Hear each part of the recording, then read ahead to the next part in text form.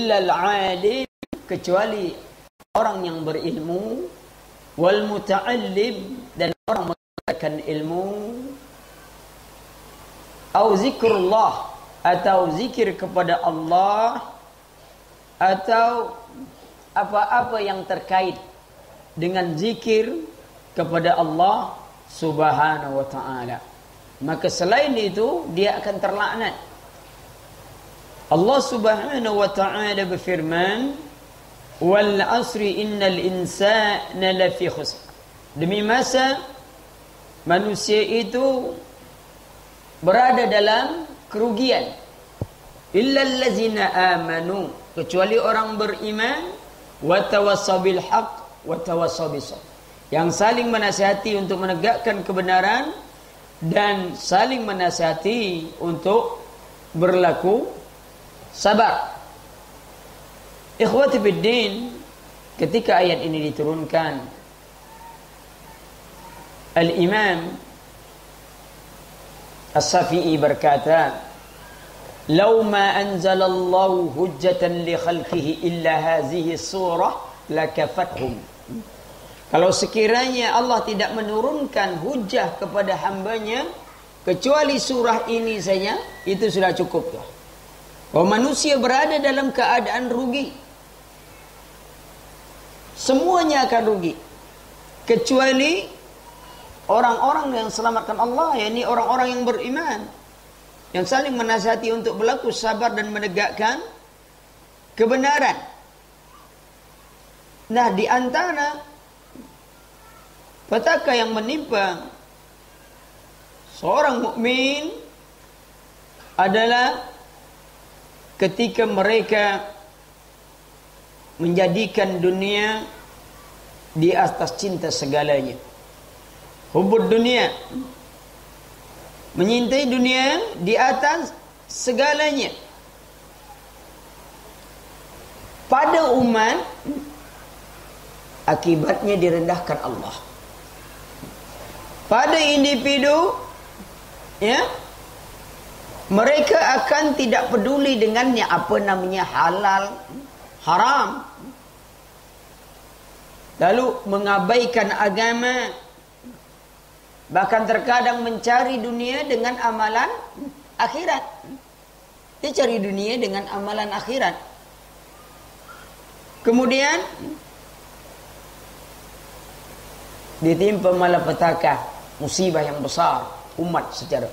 Jadi ketika cinta dunia itu masuk ke dalam umat, ketika dia petakannya menimpa kaum muslimin, pertama dia dikuasai musuh. Sudah tu umat Islam dihinakan, sudah tu ditimpa berbagai bencana. Ini tu akibat secara umum. Secara khusus, jadi setiap individu tak peduli halal haram, riba, ya, rugi disangka laba. Itu maksudnya riba. Apa itu riba? Rugi disangka laba. Itu dia. Definisi kepanjangan aja sudah rugi. Kita masih buat juga enggak, ya? Sudah itu tadi dihinakan. Nah, mari kita perhatikan satu persatu terlebih dahulu. Yakni tentang hubud dunia ini, cinta dunia. Ketika cinta dunia itu masuk ke dalam jiwa setiap orang, dia berbahaya. Ya, orang-orang yang ditimpa kecintaan kepada dunia, disebutkan Allah Subhanahu wa ta'ala di dalam Al-Quranul Karim, di dalam surah Hud ayat 15 dan 16. Ini tentang lihat akibat petaka cinta dunia secara umum kepada kaum muslimin di dunia dan akhirat.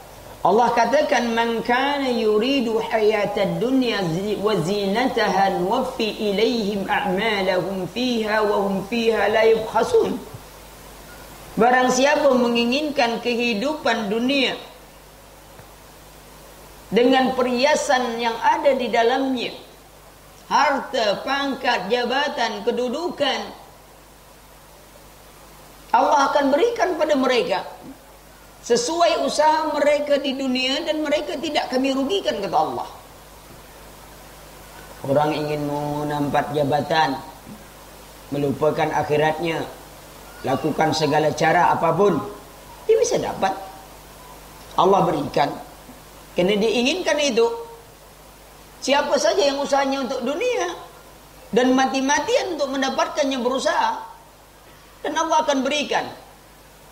Orang-orang seperti ini, ya, orang-orang yang seperti ini diterangkan di dalam kitab I'anul Mustafin. Diterangkan bahwasanya mereka seperti ini adalah orang yang dikatakan lenyaplah di akhirat itu apa yang telah mereka usahakan di dunia, dan sia-sialah pekerjaan mereka itu.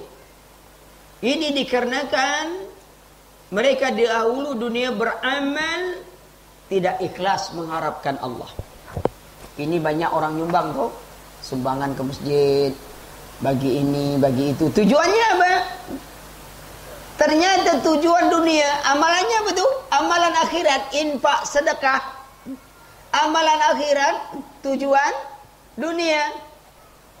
Siapa yang mencari dunia dengan meninggalkan akhirat, susah hidupnya tuh. Dia nak pergi haji. Siapa yang mencari akhirat dengan meninggalkan dunia, susah hidupnya tuh. Merasa tak penting dunia, yuk pergi umroh yuk. Naik pesawat, tak salah. Dunia saja tuh. Jalan kaki, atau tuh susah jadinya tuh. Cari dunia, cari akhirat. Nah, siapa yang mencari dunia dengan amalan akhirat, Allah hinakan dia. Allah hinakan. Kalau tidak hina di dunia ini diberikan Allah, di akhirat diberikan Allah kehinaan. Berapa banyaknya orang mencari kemuliaan dunia, harta dunia, tetapi mengabaikan akhirat, bahkan dengan menjual akhiratnya. Dia gadaikan agamanya hanya karena dunianya. Maka perhatikan ini, ikhwan. Maka itu di ayat 16-nya dari surah Hud tadi, Allah Subhanahu wa taala katakan ulaika allazina laysa lahum fil akhirah ilan nar. Orang yang mencari dunianya untuk dunianya, maka tidak ada lagi di akhirat kecuali neraka.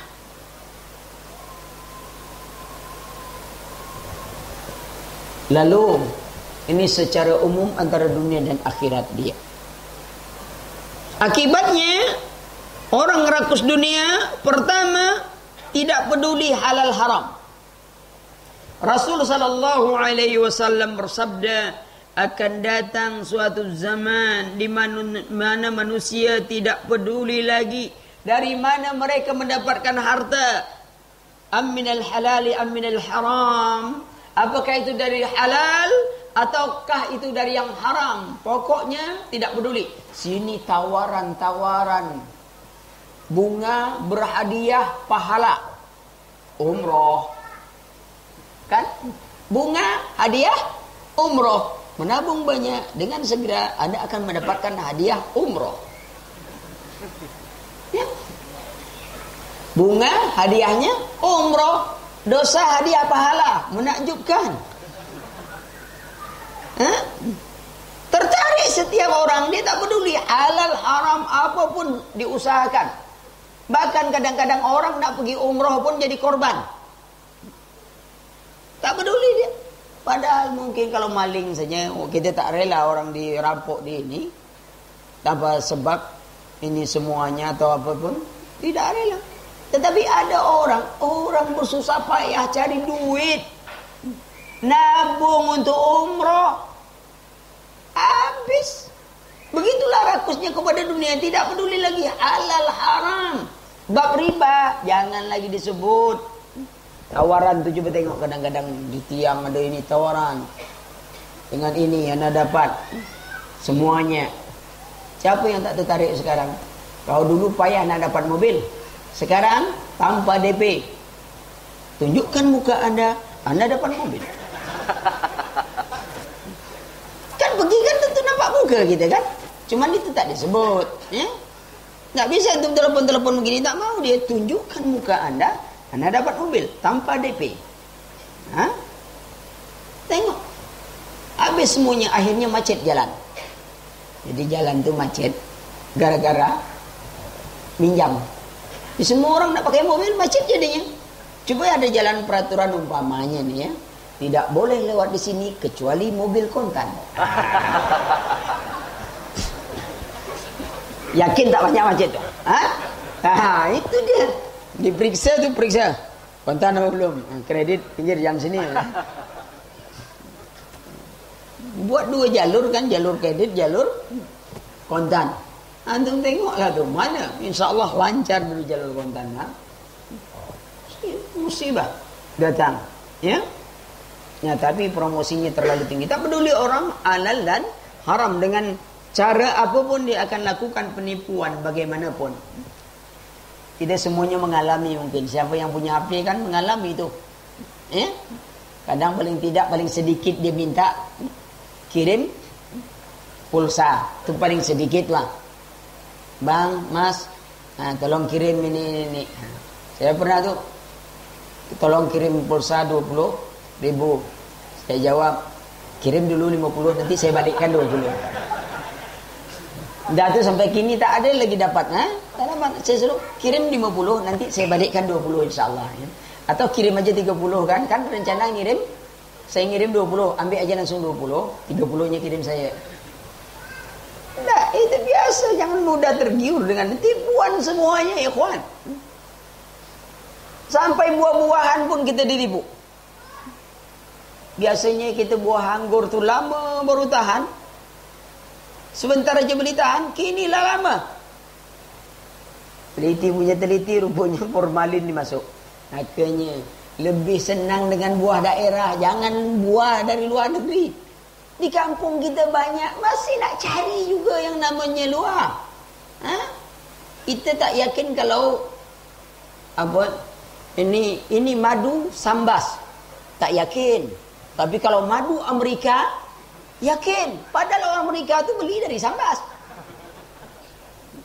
Betul-betul lah gitu ya. Sudah tu apa lagi? Terabaikannya ilmu agama. Hari ini coba perhatikan, wazaril ladzina takhadhu dinahum la'iba wa lahwan wa gharratuhumul hayatud dunya. Perhatikanlah olehmu orang yang menjadikan agamanya sebagai suatu permainan dan kelalaian dalam hidup mereka. Lalai mereka.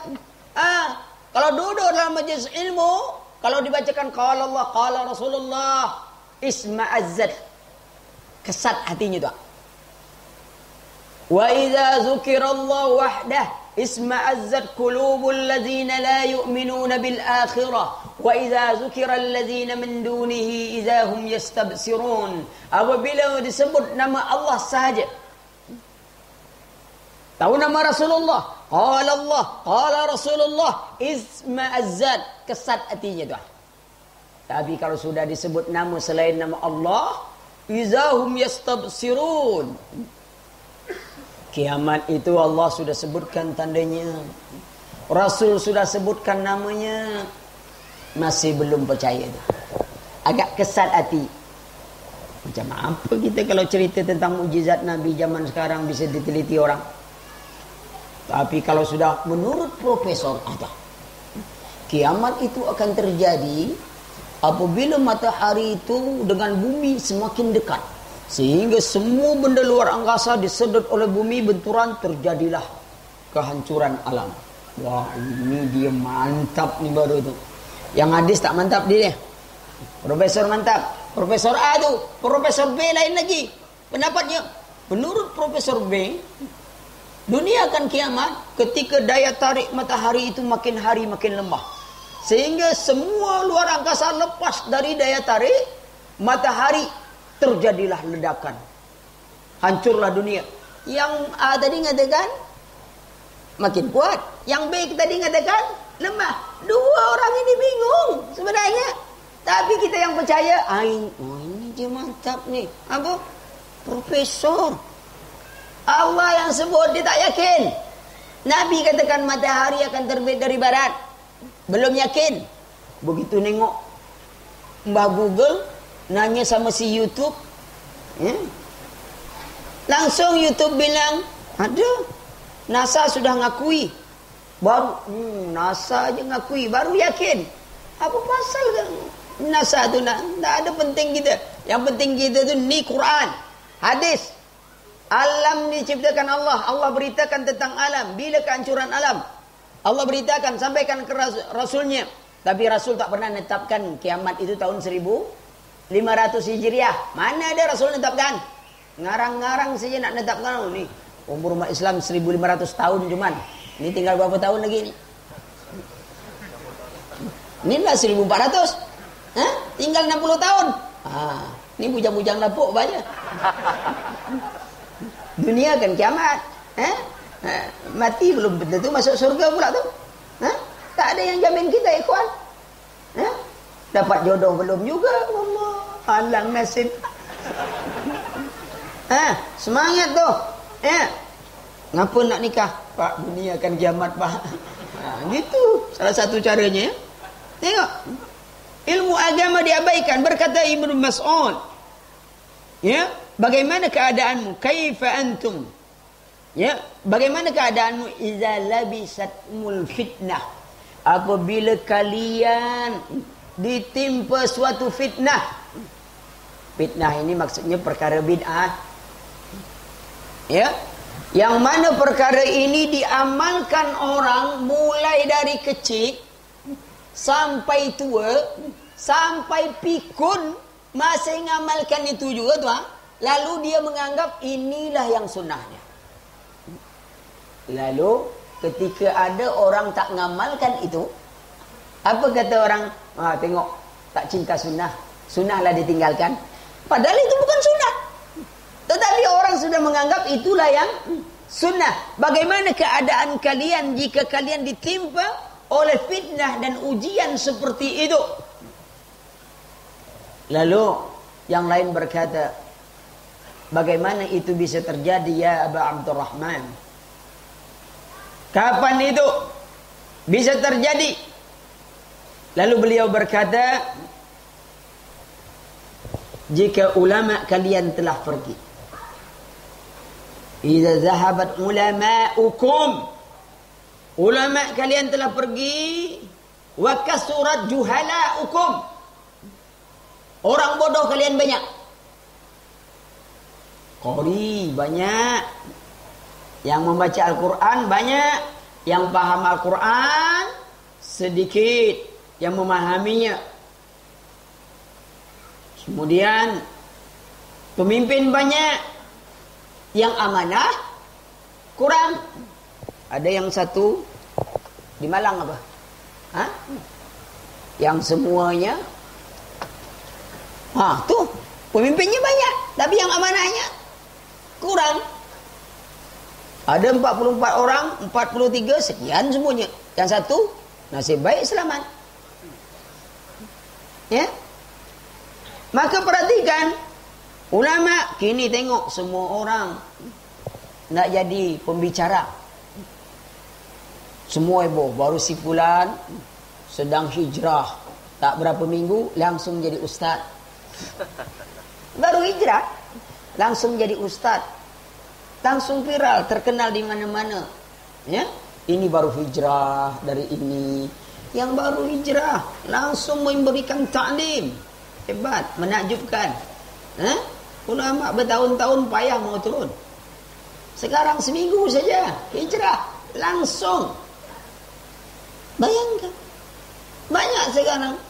Bahkan ada sekolah khusus untuk jadi dai yang mendadak. Kalau memang sekolah betul dia tak masalah. Tapi yang sekolah khusus untuk jadi dai mendadak ada. Sebulan 2 bulan keluar. Jadi kita belajar 6 tahun 10 tahun belum jadi apa-apa lagi. Nasib baik tak jadi jadian. Dan sempat jadi jadian kan pening kepala kita. Banyak pun baca Al-Quran, sedikit yang paham. Hari ini orang, kalau salah satu tanda hari kiamat, ikhwan, itu Al-Quran tersebar dimanapun dan dibaca oleh banyak orang. Semua orang berebut belajar Quran, semuanya belajar tahsin Quran. Saya tak tahu di sini. Kalau kita di Pekanbaru, wah, Di masjid itu kadang-kadang sampai 100 kelompok untuk ta'lim Quran. Di rumah saya aja sekitar 800 orang untuk tahsin Al-Quran. Ramai. Tapi ketika sudah ta'lim tahsinul iman, mulai lari itu. Kalau tahsinul Quran, semangat. Tapi parahnya ketika tidak ditahsin imannya, apa yang terjadi? Sombong. Maka itu kita tengok orang kalau baru belajar itu biasa sombong enggak? Karena Imam Fudel katakan menuntut ilmu itu 3 tingkatan. Tingkatan pertama sombong. Kalau baru belajar tahsin Quran, tak ada lagi di Sambas ini yang paling hebat bacaan Quran kecuali dia juga. Kalau ada imam baca jaharan didengar baik-baik. Nanti kawanannya cuma membacanya bagus, cuman makhraj huruf kurang tepat. Padahal baru 1 huruf dia yang tahu makhrajnya, yang lain belum tahu. Tapi gayanya makhraj huruf belum tepat. Yang mana tuh? Shotnya salah tadi tuh. Tadi dia baca shot ihdinas siratal mustaqim. Seharusnya ihdinas siratal mustaqim. Tadi siratal, jadi tak sangkut ke gigi. Awak nanya tak dia punya gigi apa tidak? Tanyalah dulu. Ternyata dia gigi palsu itu lepas, lupa masang. Tanya dulu, jangan nak sombong-sombong. Mungkin ada sebab dia salah. Itu biasa kalau kita menuntut ilmu tuh. Nggak ada lagi tuh. Kalau berhenti di batas awal tuh, bodoh semua orang. Baru ngaji ya? Oh saya dah 10 tahun. Kenapa? Saya ngaji. Saya awak belum lagi ngaji. Saya dah ngaji 10 tahun yang lalu. Terus? Saya tak ngaji lah 12 tahun. Kata dia. 10 tahun tak ngaji 12 tahun. Berarti dia tak ngaji. Tapi sombongnya setengah mati. Untung tak pingsan. Biasanya kalau setengah mati itu pingsan. Tengok. Belajar terus. Supaya nanti ada muncul yang namanya tawadhu. Imam Sufyan Tsauri itu ikhwan, gelarnya Amirul Mukminin fil hadis. Hafalannya 300.000 sampai 1 juta hadis. Orang tahu namanya tapi tak kenal dengan orang. Apa? Dia selalu menyembunyikan dirinya. Sampai suatu masa beliau ingin ke Mekah, jumpa satu kafilah, duitlah habis, beliau minta izin ikut. Menghadap kepada pimpinan kafilah, minta izin untuk ikut ke Mekah. Pimpinan kafilah izinkan, tapi dengan syarat jadi tukang masak. Ini pimpinan kafilah tak kenal dengan Imam Sufyan Tsauri. Tapi dia sangat mengagumi, karena banyak cerita tentang Imam Sufyan Tsauri. Tawaduknya apa, sampai ulama mengatakan kalau ada orang ingin berinfak di Mekah itu dengan 2 dinar, jangan-jangan yang dia kasih itu Imam Sufyan Tsauri mungkin. Kenapa? Orang tak kenal, kecuali orang-orang berilmu yang dekat-dekat baru kenal. Sampai di perjalanan masak, hangus diantar kepada pimpinan kafilah, langsung kena tampar. Ditampar, tak melawan, diam aja.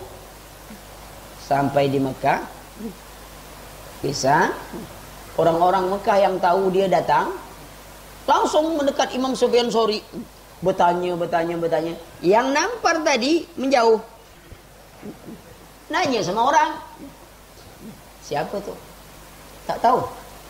Itu Imam Sufyan Tsauri. Allah, dia baru nampar Imam Sufyan Tsauri. Oh, biar kalau saya kena tampar di Sambas, awas jumpa di Pekanbaru besok. Baru tahu kau ya. Tampar pakai tangan, tampar pakai kaki kau besok. Imam Sufyan Tsauri ya akhi. Begitu datang orang ini minta maaf, orang ini sangat menyintai Imam. Imam, saya mau maaf gini. Apa jawab Imam Sufyan Tsauri? Saudaraku, orang yang menghanguskan makanan orang lain itu kan memang layak untuk ditampar. Wallah ikhwan, tawadhu'nya Imam Sufyan Tsauri. Kalau kita jangankan itu ditolak orang dakwah sedikit lah menyumpah tu, matilah kau besok baru tahu. Bukannya nak lembut, tambah. Begitu ada kecelakaan tengok. Tuh. Dakwah saya ditolak. Langsung kualat loh. Allah, ikhwan, Nabi banyak ditolak, tak langsung azab diberikan Allah.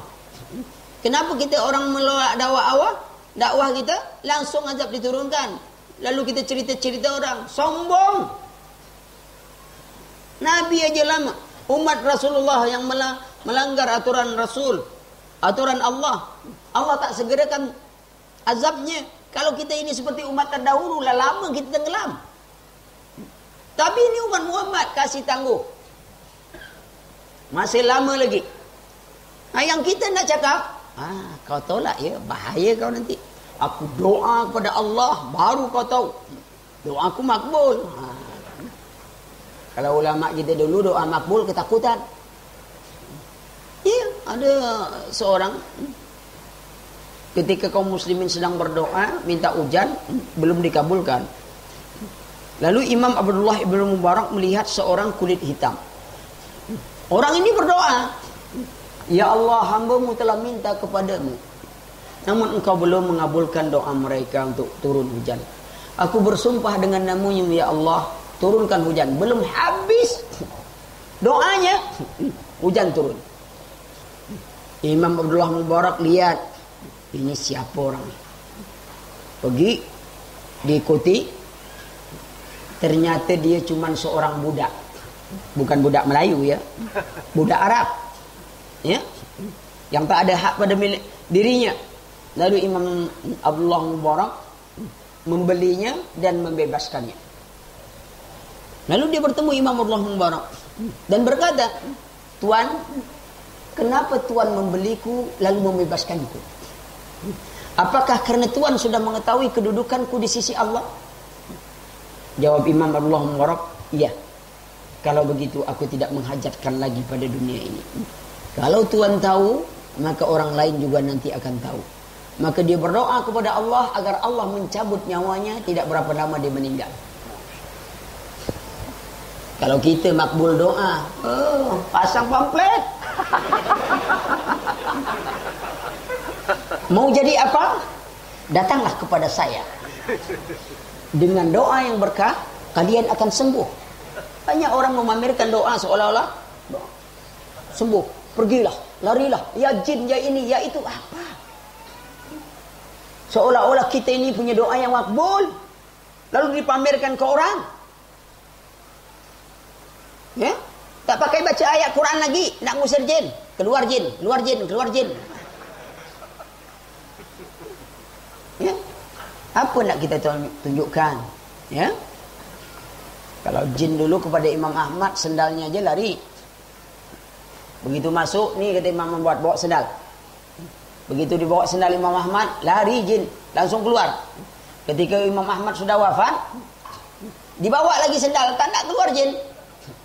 Lalu ditanya, kenapa engkau tak mau keluar? Dulu kalau ada sendal ini kau keluar. Saya bukan takut dengan sendal, kata jin. Saya takut dengan doanya Imam Ahmad. Itu yang takut jin. Jin bukan orang bodoh-bodoh, sekolah juga ya ki.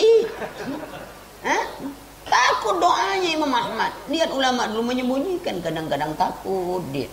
Ya, kalau kita, ya pasang pamflet lah. Mau jadi apa? Di ini sekian. Kalau nak jadi ini sekian. Jadi-jadian tanpa bayar. Ini yang pertama. Yang kedua, ya, ini melalaikan ilmu agama. Perhatikan hari ini orang tua juga, ya. Kalau nak sekolahkan anak, mesti kajian yang pertama apa tuh? Anak saya kalau sekolah ini nak jadi apa? Kadang-kadang aneh. Saya pernah orang tua nanya, Ustaz, kita kalau masuk sekolah di sekolah ini, anak saya jadi apa? Anak awak sekarang jadi apa? Memangnya bukan jadi orang anak awak tuh? Jadi-jadian. Masa dia bingung anaknya jadi apa? Jadi jelas itu anak orang, tak mungkin anak jin pula. Udah. Tapi sekolah agama, maksudnya itu apa ini? Agama itu yang paling penting. Tidak berarti umum itu, tapi orang abaikan gini. Kuliah, habis kuliah cari kerja. Kalau kita hitung-hitung semuanya itu tak ada yang pasti satu pun. Awak kuliah, yakin tak sarjana besok? Yakin Ustaz? Belum tahu lagi. Baru nak pakai baju toga, tertegak mati, baru tahu. Oh iya Ustaz, tak yakinlah saya. Tapi kan harus usaha. Iya, awak tak faham, pastikan. Okey, kalau sudah sarjana, yakin tak dapat gaji? Kerja? Belum tahu. Kalau lah dapat kerja, yakin tak gajinya besar? Belum tahu. Kalau gajinya lebih besar, yakin tak awak dapat nikah? Belum tahu juga Pak, kata dia. Lah sudah nikah, yakin tak kau bahagia? Belum tahu juga Pak. Kalau lah bahagia, emak kau dapat tak hidup sama kau? Belum tahu juga Pak. Semuanya dikatakan belum tahu, belum tahu, belum tahu. Mati, tahu tak kau? Tahu tu Pak. Kalau itu pasti tu Pak, beda. Lah siap? Itu yang belum tu Pak.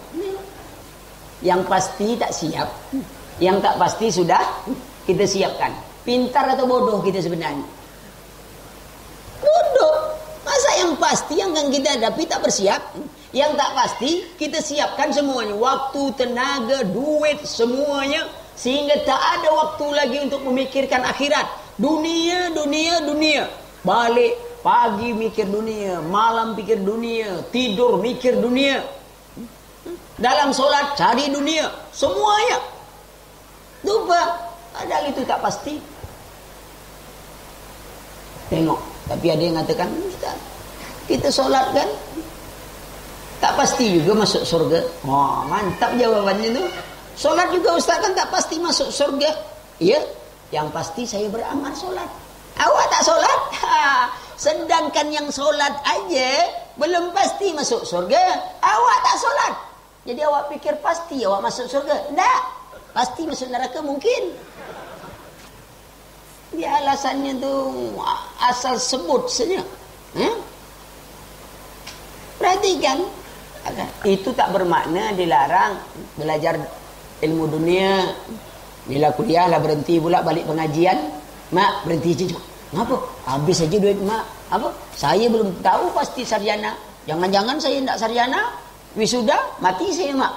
Lebih baik berhenti aja sekarang. Itu salah paham tu. Ya. Dah, tetap belajar. Ya, tetapi jangan lupakan yang utama bagi kita. Apa itu? Amalan dan ilmu agama ini yang utama. Sudah tu perhatikan tadi, orang yang menuntut ilmu tadi yang ketiganya adalah baru sadar dia bodoh. Itu yang payah tu. Jadi pertama sombong, tingkat kedua tawadhu, tingkat ketiga sadar bahwa dia bodoh. Jadi orang kalau sadar bodoh itu dah bagian ilmu tu. Tahu tak ni? Itu saya betul-betul tak tahu tu. Kasihlah tahu. Tapi kebanyakan manusia sudah tak tahu. Belagak macam orang yang tahu. Tak mau diberi tahu. Antum kasih tempe sudahlah orang ni. Sebab dia tahulah banyak. Ni Yaki. Ni tahu tak? Dia akan jawab juga tu. Tahu, salah. Ini tempe. Tu caranya. Kalau orang serba tahu tu antum bawa tempe tu. Kau tahu tak ini? Tahu. Enggak, ini tempe ya, akhi. Bukan tahu. Berarti engkau tak tahu sebenarnya gitu. Gaya aja tempe dikasih tahu. Itu cara. Kalau ada orang, banyak orang tu ngaku tahu aja. Coba tanya itu kan. Ya. Maka itu kadang-kadang kita sering main-main anak-anak. Tahu bahasa Inggris tahu? Ya. What apa artinya? Apa? Artinya bertanya pula lagi orang bertanya tanya what apa artinya? Iya apa? Tak, saya bertanya. Jangan bertanya lagi, jawab. Kalau bingung dia nak jawab kan? Pula artinya itu kan bingung kan? Gitu. Payah dia nak jawab. Kemudian pindah dunia tadi, melalaikan agama tadi. Hari ini kenyataan. Semua orang kalau lah belajar agama tu malas. Ya? Ya? Anak-anak dididik pun, program pun, ya? Tanya kemampuannya anak TK, ya? Hati-hati. Kemudian akibat ketiga, dia akan mencari dunia dengan amalan akhirat. Kini orang kadang-kadang berlomba-lomba minta anaknya jadi dai. Kenapa? Mantap bayarannya gini. Sekali panggil, sekali putar saja tuh. Wah. Ya? Apalagi kalau kita pakai jemaah kan banyak jemaah langsung datang. Kita panggil jemaah gitu langsung datang. Berapa bayaran? Betul kan? Nak kau cita-cita jadi ustaz lah. Jadi ustaz untuk apa? Rupanya ngitung-ngitung. Hanya cari dunia dengan amalan akhirat. Tidak sedikit. Infak, sedekah, tak semangat. Walaupun Allah sudah sebutkan ganjarannya sampai 700 kali lipat. Rasul sebutkan Allah akan menaungi kita. Belum semangat. Tapi kalau ustaz yang cerita, semangat. Kata ustaz, ada kisah seorang ibu penjual goreng pisang. Setiap hari berinfak 1 goreng pisang kepada seorang pengemis. Tak berapa lama pengemis tu hilang. Setelah 20 tahun, muncullah mobil mewah di depan kedainya, Pak. Keluar, orang tu cakap, "Bu, kenal tak sama saya?" "Enggak," kata ibu tu. "Tak tahu siapa, Pak?" "Saya dulu pengemis yang ibu kasih goreng pisang setiap hari. Alhamdulillah, Bu, sekarang saya sudah berhasil. Saya bermaksud mengumrohkan ibu, mengenang jasa-jasa ibu yang membagi saya dulu pisang." Subhanallah. Inilah keajaiban sedekah. Hanya dengan 1 goreng pisang, antum bisa bayangkan dalam jangka waktu 20 tahun dia mendapatkan hadiah umroh. Kalau dihitung-hitung, 1 goreng pisang 1 hari taruhlah 1.000 rupiah. Setahun berapa itu duit? 360.000. Dikali 20 tahun sama dengan biaya umroh. Subhanallah. Semenjak itu penjual goreng pisang pun semangat berimpak goreng pisang dengan maksud umroh. Kalau saya tak nak jadi penjual goreng pisang, saya nak jadi pengemis. Kena 20 tahun jadi konglomerat. Yang penjual goreng pisang tadi 20 tahun masih jual goreng pisang. Itu semangat kita jadi pengemis. Besok 20 tahun kita umrohkan semua penjual goreng pisang. Salah logika. Tengok. Lagi infak sedekah itu sudah ada janji Allah di surga. Adapun yang kita dapat di dunia itu bonus, tapi jangan bonus itu jadikan tujuan. Yang saya kritik dalam hal-hal seperti ini, apa itu? Menjadikan bonus sebagai tujuan. Ini orang beli mobil, siapa bayar kontan dapat hadiah payung. Dia bayar kontan, dikasih kunci mobil, dah, saya minta payung saja. Itu bodoh, betul orang macam itu.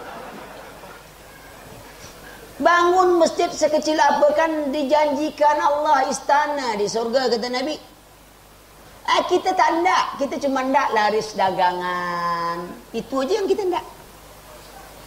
Bisa Allah bagikan ini bonus dunia, akhirat tak dapat. Itu maksud jangan amalan akhirat itu tujuan dunia. Apa yang kita dapat dari kesolehan kita di bagian dunia, itu tanda kebaikan yang dibagikan Allah. Tapi jangan itu antum pergi tidak ingin dipuji orang, tapi orang memuji ini, ya banyak istighfar pada Allah supaya itu tidak menghantam diri kita, jadi kita sombong, jadi apapun. Ya, periksa diri kita supaya tak jadi petaka kepada kita pujian setiap orang. Tapi pujian itu tanda isyarat kebaikan juga. Tapi kalau kita betul bukan minta pujian. Ada aja orang tak bisa nafikan, ada orang yang memuji kita, ada orang yang akan mencaci kita. Maka itu sebenarnya Imam Fudail bin Iyad katakan, sebenarnya kalian tu lebih baik tak usah jadi penceramah lah. Kenapa? Kalau bagus yang kalian sampaikan dipuji orang, kalian naik daun. Allah naik daun jadi sombong, merusak amalan kalian. Jangan juga menjadi qori, pembaca Quran di depan umum. Apa sebab? Nanti kalau bacaan kau bagus, orang puji, kau naik daun, lah merusak amal. Berat. Menjaga hati itu sangat berat dari pujian. Orang kadang-kadang zuhud dunia bisa, zuhud jabatan bisa, tapi zuhud ketenaran susah. Kenapa? Sebab kalau dia sudah terkenal, semua dapat. Duit dapat, ini dapat, semua. Kalau dulu kita nak ngundang, telepon langsung. Kalau ini tak boleh, harus ada wakil dulu. Kalau tak pakai wakil, tak boleh. Nah, bahaya. Apa? Kita sudah dikenal orang. Kata Imam Ahmad, aku susah kalau dikenal orang. Kalau dapat ku tinggal tempat terpencil, orang tak ada yang tahu. Akibat dia sudah dikenal susah. Memang kita dikenal orang tu susah. Nah, naik pesawat, semua orang salam. Pesawat dah berangkat, awak masih salaman juga sekarang.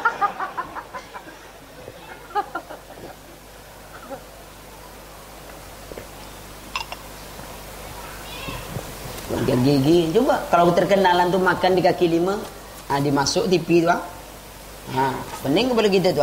Maka itu saya tak suka masuk TV. Payah balik.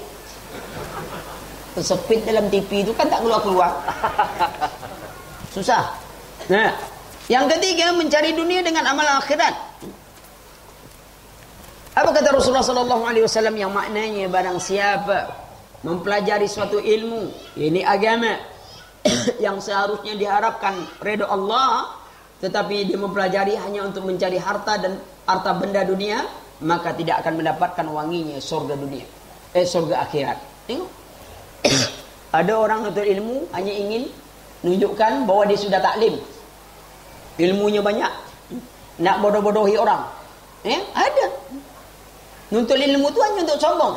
Itu aku duduk di situ, kata dia, lama ngaji. Situ iya juga sebenarnya. Sombong aja. Kadang-kadang pengajian tu tak ada yang didapat dia kecuali hanya kesombongan. Salim dimanapun tapi akhlaknya tak berubah sama sekali. Seharusnya makin berilmu makin tunduk. Istilah kita tu macam ilmu padi. Makin tunduk, makin berisi. Ya, padi pun kini tak sama juga kadang-kadang. Ada padi 3 bulan, ada padi 6 bulan, ada padi setahun.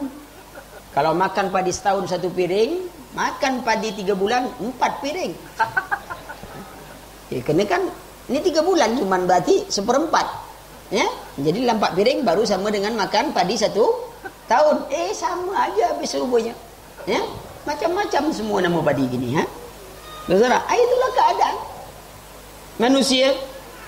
Kalau saudara ilmu agama dicari hanya untuk kepentingan dunia, maka arahkan.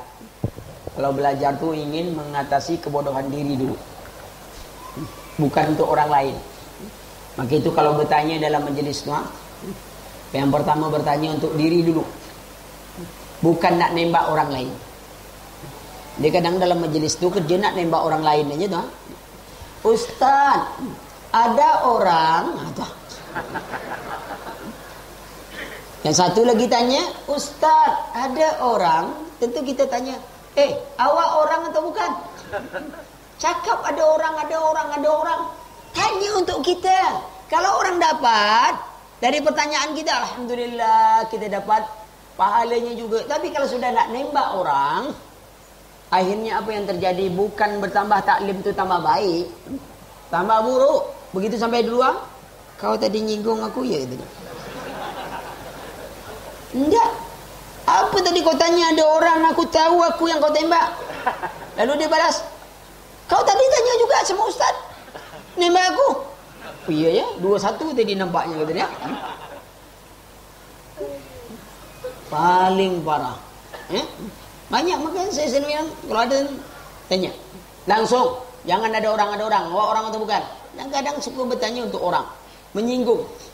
Suruh bertanya belum bertanya. Begitu datang orang masuk, assalamualaikum. Ini dia orangnya itu. Ustaz, tanya Ustaz, ada orang. Yang Ustaz tadi tak tahu sebenarnya. Jawablah. Oh itu dosa tu. Besar. Mantap kan. Datang kawan tadi belum pernah dengar kajian, baru masuk. Tanya Ustaz, kata dia. Belum dengar kajian lah bertanya. Pasal ada orang Ustaz. Orang tadi yang bertanya tadi. ustaz tadi jawab lah lurus. 2-1 baru tahu kau rupanya. Tak ada manfaat ikhwan. Cuba cari lunakkan hati kita dulu. Jangan nembak orang dulu. Kalau kita bertanya itu ada manfaat pada kita, orang lain dapat manfaat, alhamdulillah. Agar semakin kita belajar itu makin bermanfaat untuk kehidupan kita. Dan ada orang yang belajar agama, tujuannya bukan akhirat, untuk kesombongan, untuk ketenaran, nak nunjukkan kita hebat, ya. Pojok kiri ke, pojok kanan ke, ya? Kita kaji pakai pojok memojok, ya. Bawah, atas, kiri, kanan, ya? Yang tak perlu kita sebutkan. Tapi kenapa kita sebutkan? Nak nunjukkan kita hebat. Enggak, tak perlu. Kalau Al-Quran tu yang dihitung ayat tu Bismillahirrahmanirrahim. Itu kalau engkau sudah, ini lembaran pertama, ayat pertama dari surah Al-Fatihah, bagian awal, angka nomornya paling belakang. Kalau itu disebut, itu tak ada lagi pun. Yang dihitung Rasulullah tu Bismillahirrahmanirrahim. Kalau antum sebutkan ayat pertama, nyebut ayat pertama tu tak ada. Tak dapat pahala tu. Yang pahala tu Bismillahirrahmanirrahim. Jadi kenapa sibuk-sibuk kita nak nyebut-nyebut? Habis tenaga. Tapi kadang-kadang kita ingin sebutkan. Para ulama kita sudah hafal lengkap hafalannya, tapi dia tak ikut sebut. Antum nulis skripsi, tak ada dituntut antum menulis skripsi itu An-Naba ayat umpamanya 50, halaman sekian, nomor sekian, baris sekian. Tak ada dalam skripsi itu menyuruh antum nulis macam itu, tak ada. Jadi apa guna kau cuma buat tulis banyak-banyak? Ngabis-ngabiskan tenaga saja. Nah, yang kita takutkan, menyusuplah kesombongan. Bahwa kita pintar, kita jago, kita kuat, kita ini, wah semuanya kita. Itu bahaya tu. Kalau masuk ke situ, bahaya. Besok membodohkan semua orang. Ya? Lalu kita akan membanggakan diri. Oh, saya hafal ini, saya hafal itu, saya hafal apa? Imam Bukhari. Tak ada sibuk nak ngota-ngota hafalan. Ya? Perhatikan itu, kawan. Ya? Kemudian Rasul sallallahu alaihi wasallam bersabda, barang siapa semata-mata tujuan dunia, dalam segala urusan itu tujuan dunia, Allah cerai-beraikan urusan dunianya, dan dia akan menjadi kefakiran di depan matanya. Maka itu orang yang cari dunia itu, orang kaya itu, ketika hidupnya hanya dunia, yakinlah orang yang paling takut fakir itu orang kaya. Orang miskin apa guna takut lagi? Awaklah miskin. Ustaz, saya takut. Fikir Ustaz, kenapa? Saya inilah miskin, nanti miskin lagi. Lah, nikmati aja miskin tu. Kenapa takut lagi? Yang takut miskin tu orang kaya. Kalau kita sudah miskin, Allah beri benteng yang paling bagus. Apa itu? Qanaah. Terima dengan apa yang diberikan Allah, sehingga itu jadi baik untuk hidup kita. Ya. Nah, ini disebutkan secara umum 3 itu. Kemudian bagaimana akibatnya bagi umat Islam? Ya. Tadi kan bagi individu tu. Bagi umat Islam apa dia? Pertama, mereka dikuasai oleh musuh. Sebagaimana hadis Sauban, Maula Rasulullah sallallahu alaihi wasallam, yusiku an tada'a alaikumul umam kama tada'a al-akalatu ila qas'atiha aw min qillatin nahnu yawma idzin ya Rasulullah bal innakum yawma idzin katsirun walakinnakum ghusaa'un ka ghusaa'is sayl wa qad yaghzifu Allah fi qulubi aduwikum al-mahabatu lakum wa la yaghzifanna fi qulubikum al-wahan. Qal wa mal wahnu ya Rasulullah? Qal hubud dunya wa karahiyatul maut. Ini hadis diriwayatkan oleh Al-Imam Ahmad di dalam Musnad Al-Imam Ahmad pada halaman pada jilid 5-nya halaman 278, juga diriwayatkan oleh Al-Imam Abu Daud ya dalam Sunan Abu Daud pada juz 4-nya pada halaman 111. Kemudian hadis nomor 4297. Dan Syekh Al-Albani di dalam Silsilah As-Sahihah, Al-Hadis As-Sahihah pada juz 2-nya pada halaman 602, juz 2 halaman 642 sampai 648 tentang hadis ini. Ujung hadis mengatakan hubbud dunia, dicampakkan kepada kalian cinta dunia. Alwahan, apa itu cinta dunia? Takut mati, dihinakan. Kalian suatu masa akan diperebutkan oleh musuh Islam. Ya, sebagaimana orang kelaparan yang memperebutkan sepotong daging di atas meja makan. Kalau daging itu sepotong, yang merebut lebih banyak. Ini daging berkecai tahu? Habis, jadi abon. Semua menarik sana, semua menarik sini. Lalu ditanya Rasulullah, apakah kami waktu itu sedikit? Rasul sallallahu alaihi wasallam bersabda, "Dak, kalian banyak tapi seperti buih banjir." Buih laut tu banyak tapi tak ada kotoran dalamnya. Lemah memang. Tapi buih banjir, kalau ada banjir bandang datang dari gunung ini banyak buih, dia ikuti arus berjalan tapi tengok di dalam buih itu banyak kotoran tu. Itu isyaratan kaum muslimin banyak ikut arus. Malam, ya, tahun baru, buat trompet orang Islam, jual trompet orang Islam, niup trompet orang Islam. Yang punya tahun baru tenang aja, sudah ada yang merayakan. Tak perlu habis-habis duit. Tengok, semuanya ikut arus. Kemana harus berjalan? Sudah tuh keyakinan. Syirik, khurafat, bid'ah masuk semua. Keyakinan. Serahkan makanan ke laut. Karena penunggu laut katanya nak minta makan daging. Kita bilang, itu penunggu laut. Kalau sakti, cari sendiri. Apa pula kita nak minta? Katanya sakti. Sana cari kambing aja, kita pula yang mencari. Cari kau sendiri bilang. Itu pergi laut kau kan sakti, cari sendiri. Apa pula cari orang? Kami nak pergi aja pakai pesawat terbang, kau kan bisa terbang, cari sendiri. Ini kita ni bingung. Kasih pula sapi ke laut, awak je payah nak makan sapi. Bilang dia, lain kali cari sendirilah. Kau nak makan kuda di laut, ada kuda laut, makan bilang. Nah urusan kita. Suruh dia cari sendiri. Ini kita sarahkan semuanya. Alamak, lewat burung gagak di atas rumah lah ketakutan. Ada burung gagak. Kenapa? Ini tanda ada yang mati. Tembak aja burung gagak tu semuanya, tak ada orang mati lagi. Banyak khurafat muncul. Begitu nengok apa? Kupu-kupu datang. Kenapa? Ini kalau kupu-kupu masuk tanda ada tamu. Betul lah, tamunya kupu-kupu. Kita suka salah paham orang tua kita tu maksud sebenarnya main-main dengan kita. Nah, tengok tu kalau ada kupu-kupu itu tanda ada tamu masuk. Dia tak bertanya maksud tamu masuk tu. Kupu-kupu tu lah tamunya. Itu semua yang berkhayal yang lain-lain. Mayat, orang mati di langkah kucing hidup. Cuba tengok tu. Kalau ada orang mati dengan kucing, itulah sibuk. Mana kucing? Ni hidup ni bahaya juga kita ni. Padahal betul orang mati itu di langkah kucing hidup. Kucing mati mana bisa melangkah orang mati? Itu apa? Karena kita tak paham. Kita kalau kucing lagi hidup main tampar aja kucing tu. Begitu nabrak kucing, turun, buka baju, selimut kat, padahal baju tu baru beli tu.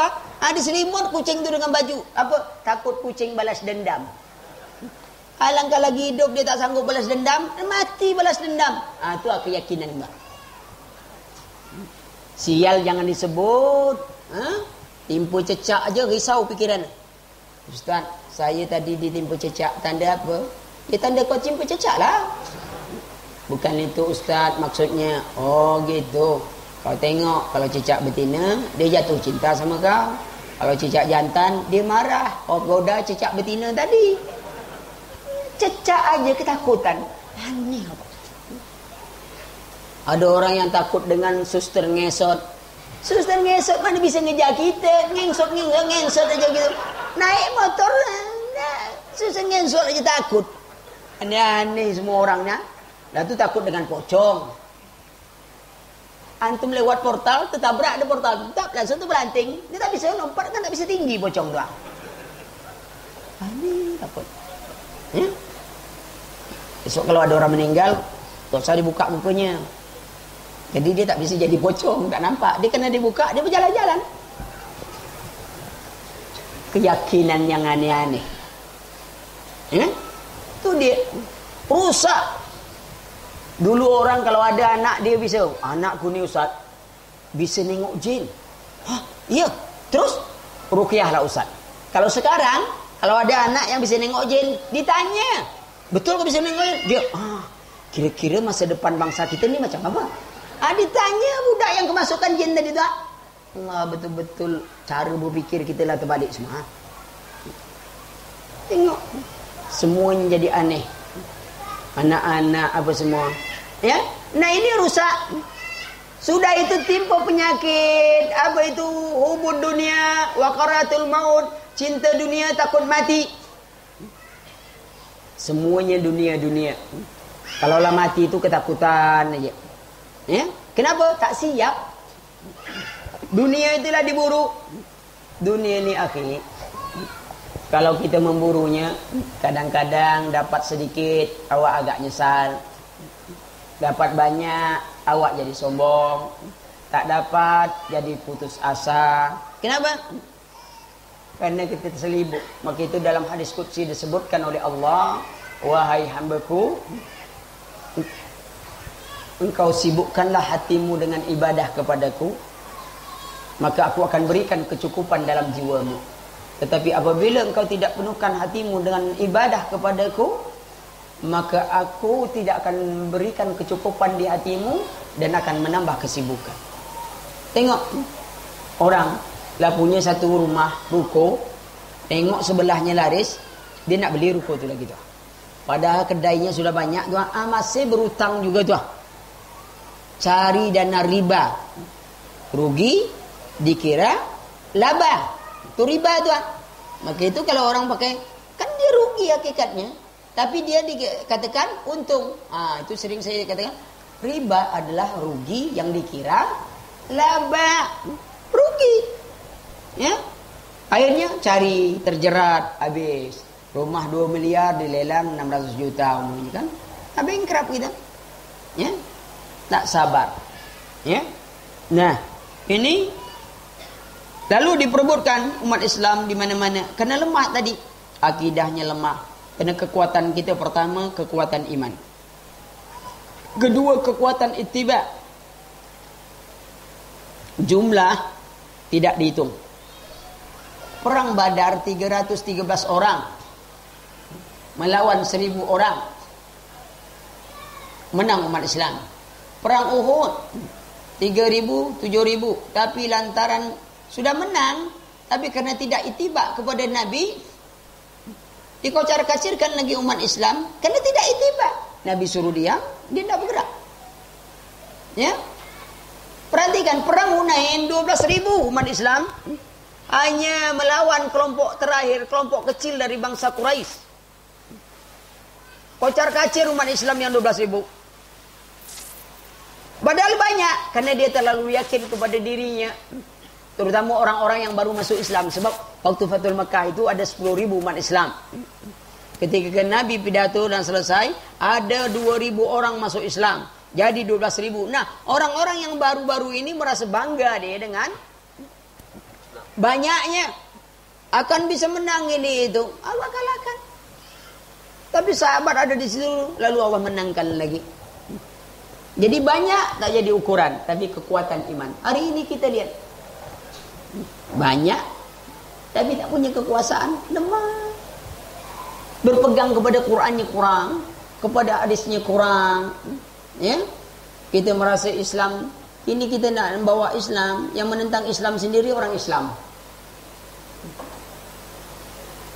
Semua istilah yang jelek kepada Islam, katanya intoleran. Kalau kita tanya hari libur kita hari apa? Hari Jumat atau hari Minggu?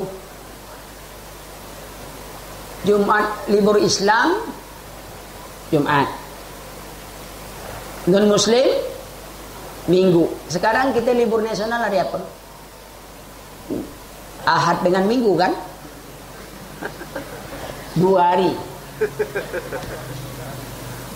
Padahal itu bukan cara Islam. 80% penduduk Islam, tapi hari liburnya bukan hari libur Islam. Umat Islam tenang aja, biasa aja dia. Ya ada sibuk-sibuk apa? Toleransi yang tinggi. Kalau kita tak boleh mengucapkan selamat Natal, karena itu main batasan agama. Kalau ada yang mengatakan, itu kan Ustadz cuma ucapan saja, oke. Mau tak dia nyebutkan 2 kalimat syahadat? Itu punya kawan umpamanya. Antum kenapa tak mau mengucapkan selamat Natal sama anak? Agama kami tak boleh. Kan cuma omongan saja. Paling-paling gitu dia. Kan cuma ucapan aja. Oke dah.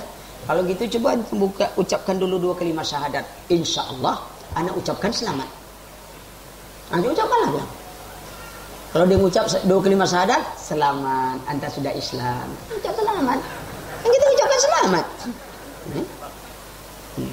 Tak mau itu. Itu tak bisa. Bagaimana? Kan cuma ucapan saja. Kenapa tu tak ucapkan? Lihat. Tetapi tidak bolehnya ikut dalam aturan agama ini tidak bermakna kita boleh merusak sesuatu yang sudah dilindungi oleh negara itu. Itu negara melindungi mereka, ya sudah. Tapi kita tak boleh ikut-ikutan, apalagi kita dipaksa untuk ikut. Harus jelas, ya. Kemudian dihinakan. Ini akibatnya itu. Tak peduli halal haram, akhirnya kita dihina. Idza tabaya'tum bil inah wa akhastum aznabal baqar wa raditu biz zar'i wa taraktumul jihad fi sabilillah sallallahu alaikumuz zulla la tanzi'u hatta tarji'u ila dinikum. Kalau kalian sudah berjual beli secara inah, bagian dari riba, wa akhastum asnabal bakar, kalian tarik ekor sapi. Biasanya kita kalau narik sapi dari depan, dari belakang, dari depan. Sekarang kita megang ekor sapi, akhirnya kita yang diseret oleh sapi. Malangnya tak pakai tangan, pakai ekor. Allah terlalu cinta dunia itu. Kalau sapi itu narik pakai tangan masih lumayan lah, pegang ayo pergi sama-sama. Ekor, kita pegang ekor sapi itu, ngikut kemana sapi itu pergi kita ikut. Betapa hinanya kita mementingkan dunia tadi. Kemana saja nak masuk lumpur, masuk apa segala ikut, asal dunia itu tak lepas tangan. Tengok bagus. Wa akhastum asnabal bakar wal raditu biz zar'i, kalian cinta bercocok tanam. Ya, semuanya. Wa taraktumul jihad fi sabilillah, kalian tinggal berjuang di jalan Allah. Maksudnya menuntut ilmu maupun jihad. Yang mana kita kalian tinggalkan. Sallallahu alaikumuz zulla, Allah timpakan kepada kalian satu penyakit, kehinaan. La tanzi'uhu, Allah tidak cabut kehinaan itu hatta tarji'u ila dinikum, sampai kalian kembali kepada agama kalian. Tengok tak? Dulu bangsa Arab tak diperhitungkan di antara 2 imperium besar, Romawi dan Parsi. Begitu mereka menerima Islam, mengamalkan Islam, Islam naik 8 abad, semua peradaban dunia ini ikhwan dikuasai oleh umat Islam. 8 abad lamanya. Umat Islam menghargai ilmu agamanya di atas ilmu yang lainnya. Mereka belajar pengetahuan. Ya, dari A sampai Z, temuan-temuan itu diawali oleh umat Islam, lalu dirubah oleh umat Islam seolah-olah mereka yang menemuinya. Malangnya umat Islam banyak yang tak tahu. Ya, algebra, ya, penemu-penemu matematika semuanya, ya, fisika, kimia. Anda kalau baca sejarah itu, Akan terungkap semuanya dari umat Islam. Tapi dirubah. Diakui. Nih siapa yang kuliah? Mengenal dengan teori ilmiah. Metode penelitian ilmiah. Siapa dia tuh? Disebut penemunya siapa? Ini gimana anak kuliah ni lupa banyak? Francis Bacon. Francis Bacon ini plagiat tulen dari karya seorang dari kalangan umat Islam. Dia terjemahkan itu ke dalam bahasa, lalu dia ganti namanya nama dia. Itu sudah diakui hatta oleh orang Barat sendiri. Metode penelitian ilmiah itu dari Islam dia ngambil. Maka perhatikan, semuanya ini akan dihapuskan semuanya, kalian akan dihinakan. Nah, mulai umat Islam meninggalkan agama, mengabaikan, tidak belajar, ya, dihinakan oleh Allah. Hampir 3 abad sudah peradaban itu dipindahkan Allah. Ikhwan, musuh Islam bukan besar, cuman kita yang kecil. Ibarat pakai baju, ukuran kita itu L betul. Tapi ini sudah 10 tahun, nampaknya besar baju saya sekarang ya. Bukan baju itu yang besar, awak itu yang kecil. Islam itu bukan mereka yang besar. Umat Islam itu yang dikecilkan. Kenapa? Karena mereka tidak lagi berpegang kepada sunnah. Tidak berpegang lagi kitab Allah. Orang ingin mulia dengan riba, Allah hinakan. Banyak. Ya. Bank Dunia itu dipegang oleh keluarga Rothschild. Juga pendiri daripada PBB. Dulu LBB. Diri Bank Dunia besar. Lari kepada mereka. Antum kalau nengok yang jadi orang kaya dunia ini, mana ada orang Yahudi nak disebut? Tidak ada nak disebut. Padahal Bank Dunia itu mereka yang menguasai. Swiss apa semuanya. Mereka menguasai, ikhwan. Antum melihat itu dalam lambang dolar Amerika itu. Di situ ada. Antum lihat di buku anak Saat Cinta Menjaga Anak Orang. Terangkan sedikit itu. Tapi ada buku khusus saya tulis tentang Yahudi dan trik-trik mereka menguasai dunia dan tipuan mereka pada dunia. Ada sekitar 1000 halaman khusus masalah Yahudi. Kenapa tipuan mereka? Kenapa umat Yahudi itu pintar ya, akhi? Tak akan bisa kita melawani kepintarannya kecuali dalam kitab Allah dan sunnah Nabi. Bangsa Arab dulu, Quraisy, umat Islam awal, sabiqunal awwalun, bisa mengatasi mereka, bisa mengungguli mereka, karena mereka tidak ingin berpaling dari kitab Allah dan sunnah Nabi SAW. Hancur mereka. Begitu balik lagi, umat Islam balik lagi dengan gaya Yahudi. Semua pola Yahudi diambil. Untung Yahudi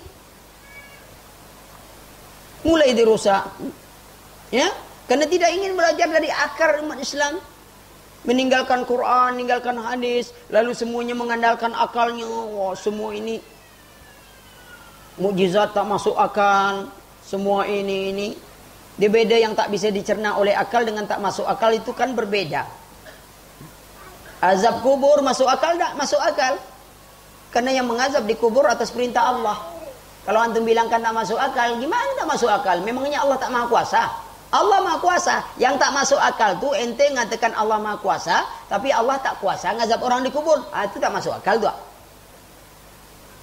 Azab kubur ada. Tapi tak dilihat, masuk dulu. Kalau aku dalam kubur tuh, kalau kau nak nengok. Bisa tak dibuktikan? Allah kalau berbicara tentang yang gaib, Allah buktikan dengan yang nyata. Azab kubur mungkin gaib dilihat, tapi Allah contohkan di mana orang mimpi. Si fulan mimpi balik kampung, disambut dengan anak kepala kampung, bukan pak kepala kampung, anaknya. Yang dulu dia nak melamar tak dapat.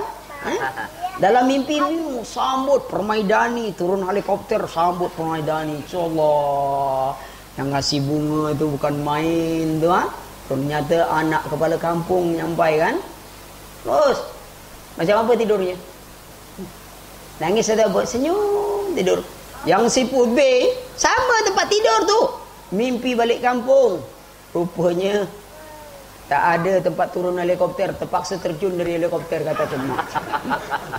Atau masuk ke sungai berenang, dikejar buaya. Berenang dia. Lah sampai ke tepi tu dikejar pula ada harimau, lari pula lagi. Masuk kampung dipukul orang sekampung pula lagi. Kira-kira tidurnya macam apa tu? Dia pergi atau tak? Tidak. Tapi rasanya berbeda atau tidak? Berbeda yang ini. Yang ini nikmat, yang ini dapat sengsara. Bukankah tidur itu bagian dari kematian?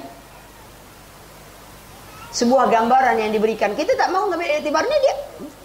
Azab Allah bukan mimpi, tapi ini sebuah gambaran yang diberikan orang yang bermimpi. Kadang-kadang orang tidur tuh, saya punya santri pernah saya ngalami. Saya pikir dia ini bangun gitu kan. Minyak lah di sini. Kamar sebelah jawab. Belum. Tadi yang kau isi apa? Saya tengok.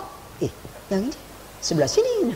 Yang ini dua-duanya tidur tahu. Rupanya siang tadi mereka sedang ngisi lampu dengan minyak. Malam ngigau dua-dua bercakap. Mantap juga nih cara mimpi. Kalau bisa diatur mimpi macam ini enak juga sebenarnya. Itu tuh. Saya punya santri sampai gitu. Tapi lihat, Allah berikan bukti. Sesak napas gitu kadang-kadang. Ya? Tengok. Kita jangan sampai dihinakan oleh musuh ketika kita mengabaikan ilmu agama. Ya? Itulah. Kemudian didatangkan Allah malapetaka, azab, ya, yang mencelakakan, ditimpa berbagai bencana. Dosa itu. Tengok. Orang judi merajalela di Balaroa itu LGBT dengan PSK situ pusatnya. Kalau di Patopo, itulah judi.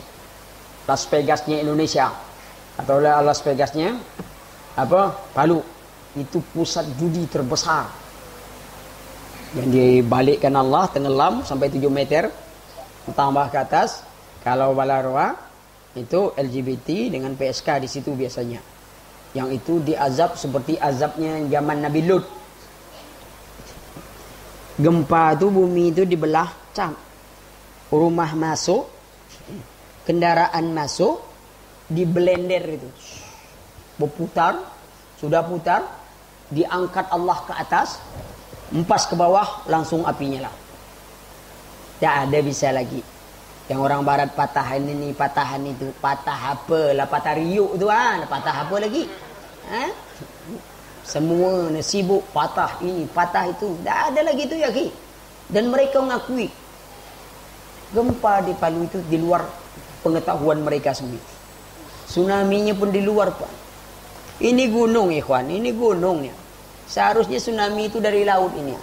Kalau dari laut ini habis dia kena tsunami. Tapi ternyata tsunami itu dari tengah-tengah nih teluknya. Tidak dari sini, dari tengah teluknya. Sudah berjalan tuh pecah dua itu. Tsunami itu menuju kepada tempat-tempat maksiat tadi. Air tenang. Dah gempa itu air tenang, memang pemerintah cabut karena memang air tenang. Tak ada gejala-gejala itu, yang tak ada, tenanglah gempa itu, tenang.